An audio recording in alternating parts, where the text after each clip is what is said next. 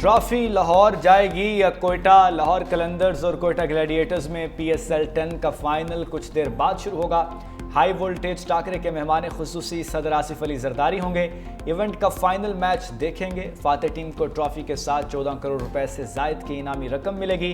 Runner up team کے ساتھ 5 کروڑ 61 لاکھ روپے آئیں گے۔ فائنل میں پاک بحریہ کو خراج تحسین پیش کیا جائے گا۔ اننگز کے وقفے کے دوران خصوصی تقریب ہوگی۔ لاہور قلندرز اور کوئٹہ گلیڈیٹرز ایک دوسرے پر جھپٹنے کے لیے بے تاب۔ لاہور کو فخر زمان، محمد نعیم اور عبداللہ شفیق کی بیٹنگ پر بھروسہ۔ شاہین آفریدی، حارث رؤف اور زمان خان جیسے بولرز پیس بیٹری کا حصہ۔ کوئٹہ گلیڈیٹرز کا حسن نواز، رائل روسو، فہیم اشرف اور ابرار احمد پر انحصار۔ آل راؤنڈر فہیم اشرف کے والد کہتے ہیں فہیم اشرف آج بہترین کھیل کا مظاہرہ کرتے ہوئے اپنی ٹیم کو فتح دلوائے گا۔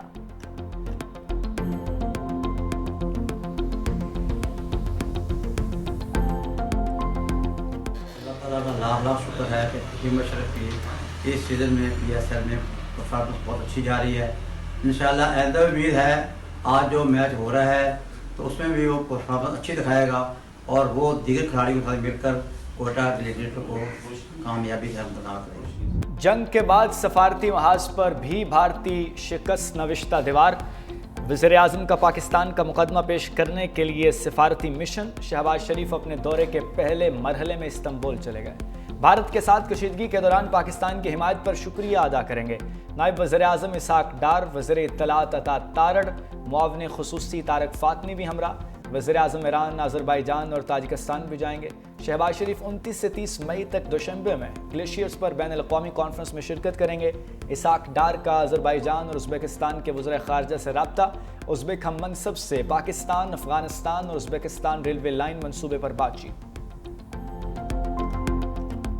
حملہ کریں گے اور پاکستان جواب نہیں دے گا۔ آپ کے چیف آف آرمی اسٹاف نے فیصلہ کیا کہ میں ہندوستان میں 26 جگہ پہ ان کو جواب دوں گا۔ پورا پاکستان کھڑا ہوا، اللہ کے حکم سے یہ آنی دیوار کھڑی ہوئی اور اس نے وہ تمام اسٹریٹجک مس کیلکولیشن، وہ تمام اسٹریٹجک ایزمپشن جو ہندوستان نے اور مودی نے کی تھی، انہوں نے ایک ایک کر کے اس کو غلط ثابت کیا۔ اگر تم نے دوبارہ یہ حماقت کی تو ہمارا جواب اس سے بھی شدید ہوگا۔ امن پہلا انتخاب، دوبارہ حماقت کی تو جواب زیادہ شدید ہوگا۔ DG ISPR کی بھارت کو وارننگ۔ خیبر پختونخوا کی مختلف جامعات کے 2500 سے زائد طلبہ کے ساتھ خصوصی نشست۔ لیفٹیننٹ جنرل احمد شریف چودھری نے کہا بھارت نے سوچا وہ حملہ کرے گا اور پاکستان جواب نہیں دے گا۔ فیلڈ مارشل نے فیصلہ کیا بھارت کو 26 مقامات پر جواب دیں گے۔ آپ سب اپنے ملک کے پیچھے کھڑے ہوئے، پورا پاکستان کھڑا ہوا۔ اللہ کے حکم سے یہ آہنی دیوار کھڑی ہوئی اور مودی کی ساری حکمت عملی کو غلط ثابت کیا۔ یہ قوم، یہ فوج ہمیشہ ایسی تھی اور ایسی ہی رہے گی۔ افغانستان ہمارا برادر پڑوسی ملک ہے۔ افغان بھائیوں سے کہتے ہیں بھارت کے اعلی کار نہ بنے۔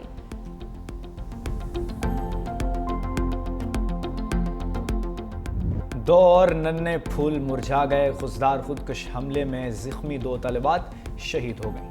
شیما ابراہیم اور مسکان زخموں کی تاب نہ لاتے ہوئے چل بسیں۔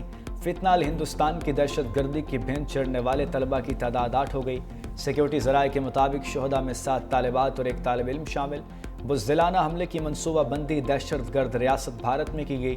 معصوم بچوں کے خون کا حساب فتنہ ہندوستان اور ان کے ہندوستانی آقاؤں سے لیا جائے گا۔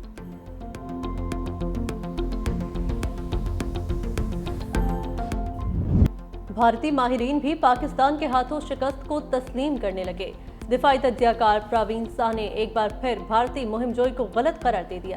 ٹی وی پروگرام میں کہا اگر بھارت لڑائی کے لیے تیار نہیں تھا تو اسے یہ غلطی نہیں کرنا چاہیے تھی۔ 7 مئی کی صبح پاکستان کے ایئر مارشل اورنگزیب نے شواہد سے بتایا کہ 5 بھارتی طیارے مار گرائے۔ ہمارے ایئر مارشل بھارتی سے جواب طلب کیا گیا تو اس نے کہا کہ جنگ میں نقصان تو ہوتے ہی ہیں۔ پاکستان کے جوابی حملے پر اجیت دوول کی امریکی وزیر خارجہ سے رابطے کی خبریں بھی آئیں۔ جے شنکر نے سعودی عرب، جاپان، حتیٰ کہ چینی وزیر خارجہ سے بھی رابطہ کیا۔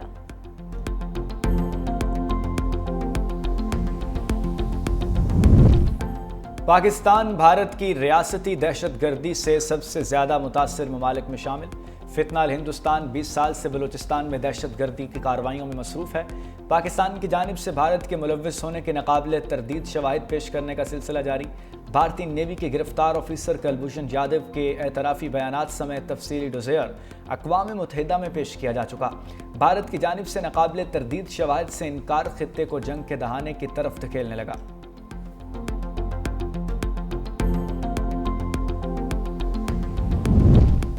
بھارت کی پاکستان کو معاشی طور پر کمزور کرنے کی ایک اور سازش بے نقاب۔ پاکستان کو دوبارہ FATF کی گرے لسٹ میں شامل کرنے کے لیے عالمی برادری میں جھوٹا پروپیگنڈا۔ بھارت نے پاکستان کے لیے منظور شدہ ورلڈ بینک کے $20 ارب کے منصوبے کی بھی مخالفت کی۔ سیاسی تجزیہ کاروں کا کہنا ہے بھارت کی طرف سے FATF کو دیا جانے والا پاکستان مخالف ڈوزیئر محض الزامات پر مبنی ہے۔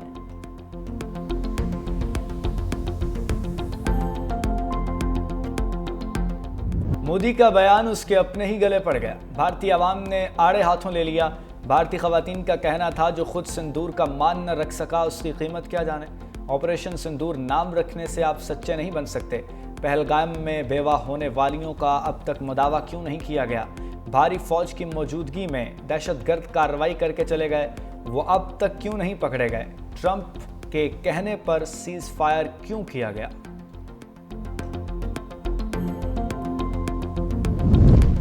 پہلگام واقعے پر سوال کیوں اٹھایا؟ بھارت میں 18 سکھ فوجی گرفتار۔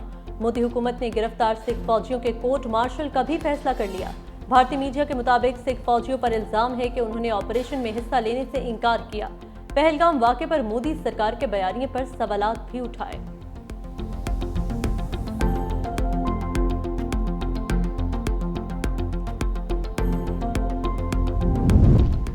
سکھ پاکستان کے خلاف جنگ میں حصہ نہیں لے سکتے۔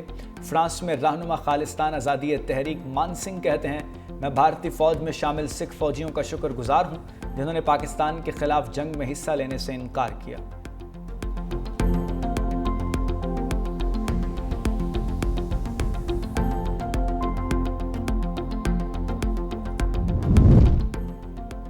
بھارت جنوبی ایشیا میں سفارتی تنہائی کا شکار۔ بنگلہ دیش نے نئی دہلی کے ساتھ $2 کروڑ 10 لاکھ کا دفاعی معاہدہ منسوخ کر دیا۔ بھارت نے حال ہی میں بنگلہ دیش کو ایشیا برآمد کرنے کے لیے شپمنٹ کی سہولت واپس لی۔ جواب میں ڈھاکہ نے معاہدے کی منسوخی کا فیصلہ کیا۔ بنگلہ دیش نے بھارتی دفاعی ادارے کے ساتھ 2024 میں جدید سمندری ٹیگ بوٹ بنانے کا معاہدہ کیا تھا۔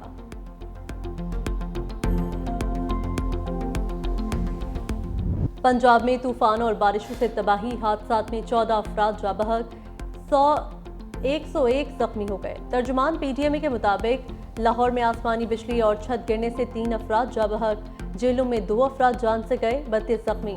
راولپنڈی، سیالکوٹ، شیخوپورہ، گجرانوالہ اور میاں والی میں بھی اموات رپورٹ۔ محکمہ موسمیات کی اسلام آباد، بالائی پنجاب، خیبر پختونخوا اور بلوچستان میں آندھی اور بارش کی پیشگوئی، کئی مقامات پر ژالہ باری کا بھی امکان۔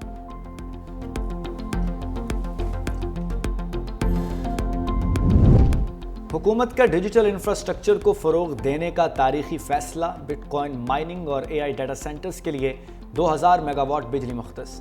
وزیر خزانہ محمد اورنگزیب اور CEO پاکستان کرپٹو کونسل بلال بن ثاقب کا اضافی بجلی کو مالیاتی اثاثے میں بدلنے کے منصوبے کا خیر مقدم۔ فیصلے سے ہائی ٹیک ملازمتوں کے مواقع پیدا ہوں گے، اربوں ڈالر کی براہ راست غیر ملکی سرمایہ کاری متوقع ہوگی۔ اعلامیہ پاکستان، ایشیا، یورپ اور مشرق وسطیٰ کے درمیان ایک ڈیجیٹل پل کا کام کرے گا۔ پنجاب حکومت کی عوام کے لیے سہولت، برتھ اور ڈیتھ رجسٹریشن فیس ختم کر دی۔ رجسٹریشن کا اندراج یونین کونسل اور میونسپل کمیٹی میں 7 سال تک بلا معاوضہ کرایا جا سکے گا۔ لیٹ رجسٹریشن کے لیے کورٹ ڈگری کی شرط بھی ختم۔ وزیر اعلیٰ مریم نواز نے کہا ہر فرد کی شناخت بنیادی حق ہے، شہری بروقت رجسٹریشن کرا کے اپنے حقوق کا تحفظ یقینی بنائیں۔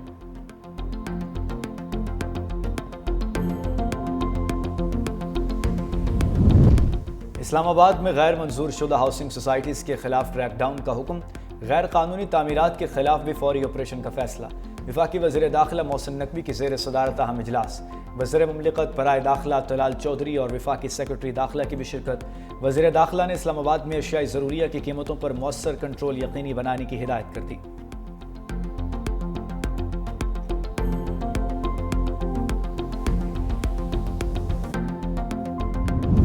پاکستان اور بنگلہ دیش کے درمیان T20 سیریز کا میلہ سجنے کو تیار۔ بنگلہ دیشی کرکٹ ٹیم کا پہلا گروپ لاہور پہنچ گیا۔ 10 रुकनी ग्रुप में खिलाड़ी और सपोर्ट स्टाफ के अरकान शामिल। बांग्लादेश क्रिकेट टीम के बाकी अरकान कल लाहौर पहुंचेंगे। 3 मैचेस पर मुश्तमिल सीरीज का पहला मैच 28 मई को खेला जाएगा। दूसरी जानिब पाकिस्तान टीम मैनेजमेंट में मुतअद्दिद तब्दीलियां। ऑस्ट्रेलिया के एशले नॉफ के बॉलिंग कोच मुकर्रर, नवीद अकरम कौमी टीम के मैनेजर होंगे। Hanif Malik batting coach, Mohammad Masroor fielding coach होंगे।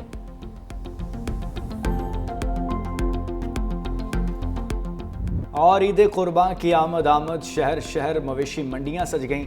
हर जगह कुर्बानी के छोटे बड़े जानवर बड़ी तादाद में मौजूद, खरीदारों का रश ना होने के बराबर। मवेशी मंडियों का रुख करने वाले शहरियों का जानवर इंतहाई महंगे होने का शिकवा। व्यापारी भी मवेशी मंडियों में सहूलियात ना मिलने पर इंतजामिया से नाला। व्यापारी ठेकेदारों की इजारादारी पर शदीद नाराज।